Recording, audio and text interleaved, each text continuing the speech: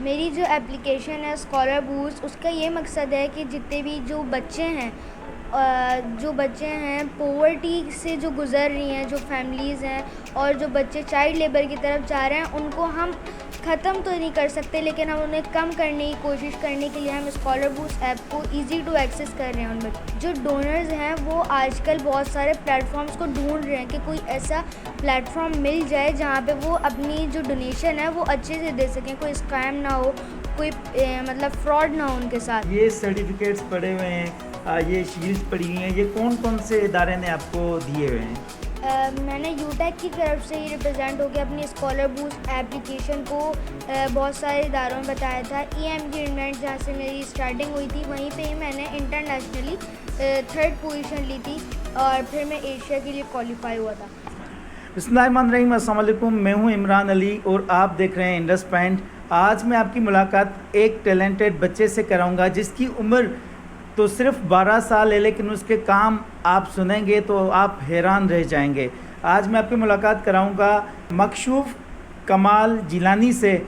मज़ीद उनसे बात करेंगे और जानेंगे कि वो क्या कर रहे हैं। अस्सलाम वालेकुम। वालेकुम अस्सलाम। कैसे हैं मशकूफ आप? मैं ठीक हूँ, आप कैसे हैं? अच्छा, सबसे पहले ये बताएं कि आप कौन सी क्लास में पढ़ते हैं? मैं क्लास 7 में पढ़ता हूँ। क्लास 7 में पढ़ते हैं और स्कूल का नाम? Karachi public school. Karachi public school. Mashkoof, आप 12 साल की उम्र में जो काम करें उसके बारे में बताएं कि ये काम क्या है, और इस एज में जो खेलने वाली एज होती है जिसमें बच्चों को शूज़ और खिलौनों की होती है, इस एज में आपको ये शौक़, ये सोच कैसे आई? मुझे क्लास 4 से ही कंप्यूटर का बहुत ज़्यादा शौक़ हो गया था, तो उसके बाद मैंने यूटेक ज्वाइन किया। फिर मैंने उसके अंदर कोर्सेज़ करना शुरू किए। मेरी पहला कोर्स था IoT, जिसके अंदर मेरी परफॉर्मेंस सर को, मेरे फाउंडर को बहुत अच्छी लगी, तो उन्होंने पार्टिसिपेट करवाया EMU इवेंट कॉम्पिटिशन में जो अमेरिका के अंदर हुआ था। मैंने उसे ऑनलाइन किया था, NED यूनिवर्सिटी में हेल्ड हुआ था, जिसके अंदर अमेरिका के प्रोफेसर्स ने हमें एक रिसर्च बुक दी थी। उन्होंने बोला कि आप पाकिस्तान के अंदर सबसे कॉमन प्रॉब्लम क्या है, आप उस पर रिसर्च करें जिसका कोई सॉल्यूशन नहीं है। तो फिर मैंने एजुकेशन पे वर्क करना शुरू किया और रिसर्च की। बहुत ज़्यादा रिसर्च करने के बाद फिर मैंने स्कॉलर बूस्ट को क्रिएट किया था। अच्छा, आपने जो अभी आप अपनी ऐप ला रहे हैं, कुछ उसके बारे में बताएं कि इस ऐप का मकसद क्या है और लोग इससे किस तरह से फ़ायदा उठा सकते हैं? मेरी जो एप्लीकेशन है स्कॉलर बूस्ट, उसका ये मकसद है कि जितने भी जो बच्चे हैं पोवर्टी से जो गुज़र रही हैं, जो फैमिलीज़ हैं और जो बच्चे चाइल्ड लेबर की तरफ जा रहे हैं, उनको हम ख़त्म तो नहीं कर सकते, लेकिन हम उन्हें कम करने की कोशिश करने के लिए हम स्कॉलर बूस्ट ऐप को ईज़ी टू एक्सेस कर रहे हैं उन बच्चों के लिए। अच्छा, आपने कहा इजी टू एक्सेस। जाहिर सी बात है, इस ऐप को चलाने के लिए मोबाइल की नीड तो होगी, और जब लोग इस ऐप, ऐसी एजुकेशनल ऐप के तरफ जाते हैं, उनके लिए कोई फ़ीस भी रखी जाती है कि लॉगिन करने के लिए, तो आपकी ये फ्री ऑफ कॉस्ट होगी या उस पर जाने के लिए पैसे भी भरने पड़ेंगे? नहीं, ये फ्री ऑफ कॉस्ट होगी। अच्छा, मुझे ये बताएं कि ये जो आप एप्लीकेशन लॉन्च कर रहे हैं, तो वो सिर्फ कराची के लिए या ओवरऑल सिंध में काम करेगी, या आपने पाकिस्तान लेवल पे ये सोचा है? हम जब इसे लॉन्च करेंगे तो ये ओवरऑल रीजनल लॉन्च करेंगे। अच्छा, मुझे बताएं कि ये काम किस तरह करेगी?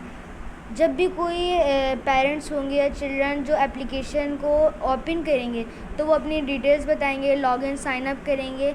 फिर उसके बाद अगर वो डोनर हैं तो वो डोनेट कर सकते हैं, और अगर वो रेप्लिकेंट हैं तो एप्लीकेशन सबमिट करेंगे अपनी, बताएंगे कि उनको किस किस मुश्किलात से गुज़रना पड़ रहा है, उनकी क्या लाइफ चल रही है। फिर वो बताएंगे कि उनको कितना अमाउंट चाहिए, और फिर बताएंगे किस चीज़ के लिए चाहिए, रजिस्ट्रेशन फ़ीस के लिए चाहिए, एडमिशन के लिए चाहिए, और भी बहुत सारी चीज़ें।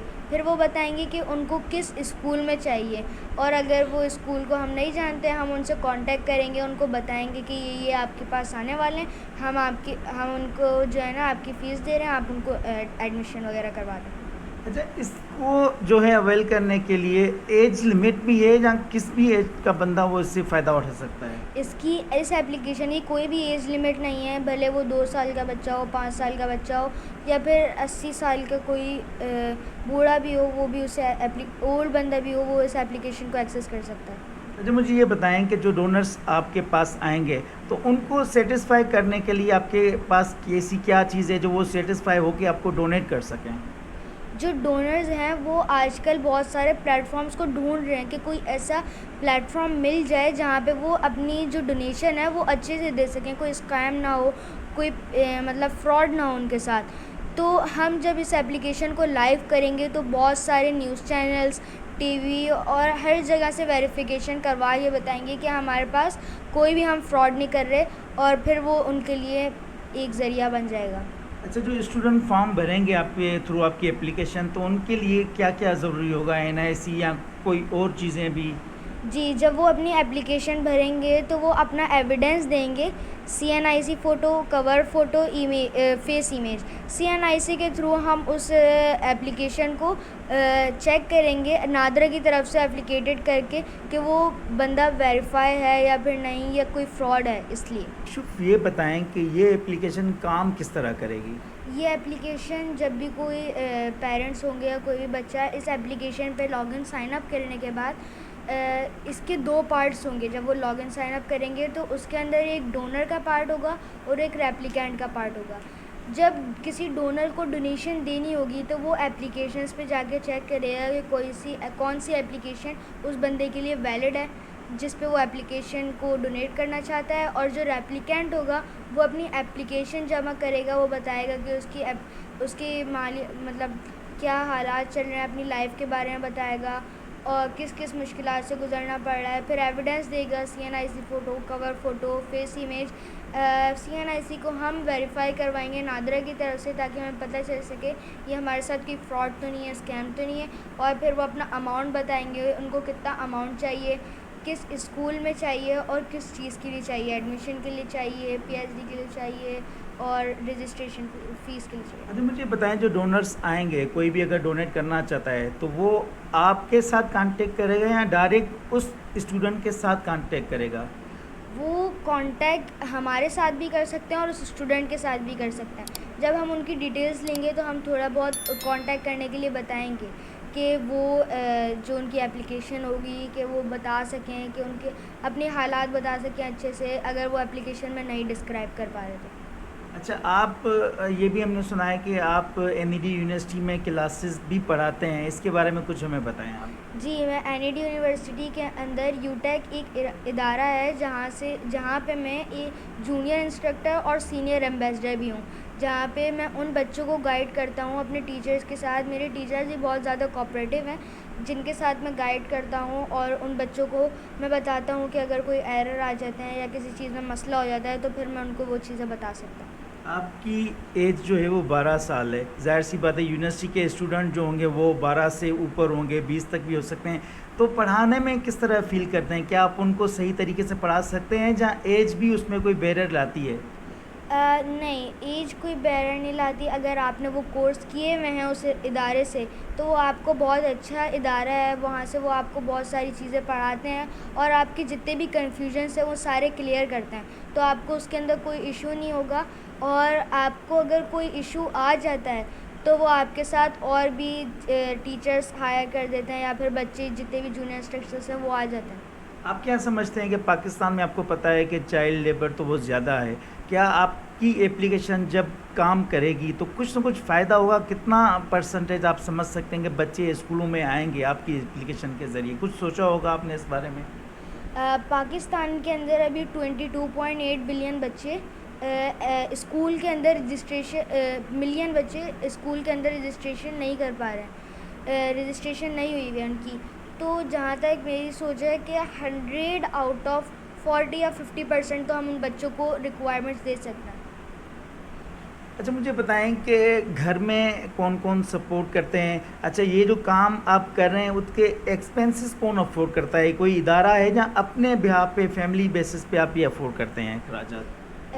ये मेरे मम्मा पापा मुझे बहुत ज़्यादा सपोर्ट करते हैं और जितने भी मेरी चीज़ें होती हैं वो सारे मेरी मम्मा पापा ही पूरी करते हैं।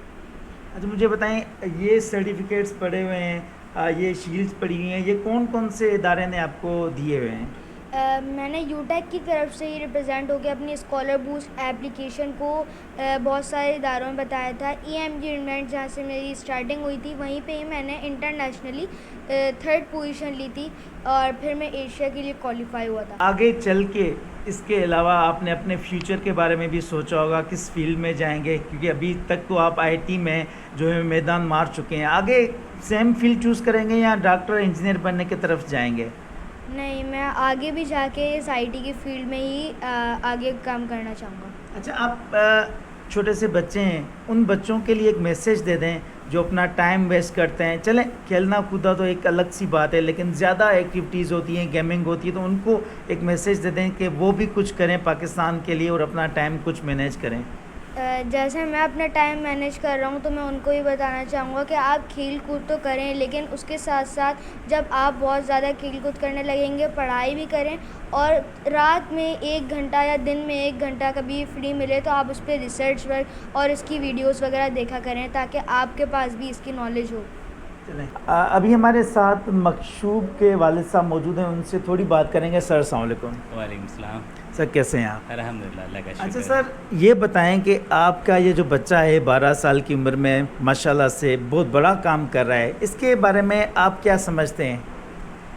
देखें, डेफिनेटली काम तो बहुत बड़ा है, लेकिन अब जिस तरह आप देखते हैं पाकिस्तान के अंदर कि सराहा किस तरीके से जाता है, सबसे बड़ा मसला यही आता है। अब मकशूफ जो काम कर रहे हैं वो मुकम्मल जो है टोटल रिसर्च बेस्ड वर्क है, और जिस तरीके से इन्होंने ये एप्लीकेशन बनाई है और अब इसको लॉन्च करने के लिए जा रहे हैं, अगर ये लॉन्च हो जाती है, इंशाल्लाह ये लॉन्च होगी, तो उसके बाद मैं नहीं समझता कि पाकिस्तान के अंदर जो एजुकेशन नहीं हो पा रही, उन बच्चों तक नहीं पहुंच पा रही जो पॉवर्टी की वजह से और चाइल्ड लेबर की तरफ जा रहे हैं, वो नहीं एक्सेस कर पा रहे एजुकेशन को। ये जो एप्लीकेशन है ये बहुत ज़्यादा मददगार साबित होगी उन बच्चों के लिए, अगर हमें कोई सपोर्ट मिल जाए इस एप्लीकेशन को लॉन्च करने के। इंशाल्लाह ज़रूर आपको सपोर्ट मिलेगी। मैं बाहैसियत एक उस्ताद इस चीज़ को अपने बच्चों को भी सिखाता हूँ, अपने स्टूडेंट्स को भी सिखाता हूँ कि अगर आप गुलाब के फूल को हासिल करना चाहते हैं तो उसको तोड़ने के लिए भी ना आपको चंद कांटों को अपने हाथ में चुभोना पड़ता है। जब तक ये कांटों की तकलीफ़ आपको नहीं मिलेगी तो आप गुलाब के फूल के हासिल नहीं कर सकते आप। चलें, थैंक यू सो मच, आपने टाइम दिया।